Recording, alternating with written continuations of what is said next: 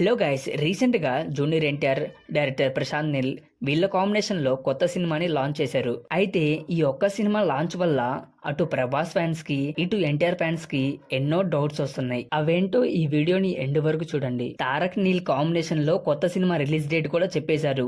2026 జనవరి 9న సంక్రాంతి టైంలో రిలీజ్ అవుతుందని చెప్పారు. అలా చేయాలంటే 2025 మొత్తం ఈ సినిమా మీదే ఉండాలి. మరి కొరటాల శివ డైరెక్షన్ లో దేవరా 2 పరిస్థితి ఏంటి? నీల్ మామ 2024-25 ఎన్టీఆర్ సినిమా మీద ఉంటే సలార్ 2 పరిస్థితి ఏంటి? ఎన్టీఆర్ దేవరా పార్ట్ 1 రిలీజ్ తర్వాత ఫుల్ ఫోకస్ నీల్ సినిమా మీదే ఉంటుంది. నీల్ సినిమా కూడా రిలీజ్ అయిన తర్వాత అప్పుడు దేవరా పార్ట్ 2 ఉంటుంది. అంటే 2026లో కూడా దేవరా పార్ట్ 2, సలార్ పార్ట్ 2 కూడా లేదు. ప్రభాస్ కూడా వరుస సినిమాలతో బిజీగా ఉన్నాడు. ఈ నెలలో అను రాఘవపూడి డైరెక్షన్ లో కొత్త సినిమా స్టార్ట్ అవబోతుంది. తర్వాత రాజాసాబ్ కొత్త షెడ్యూల్ కూడా స్టార్ట్ అవుతుంది.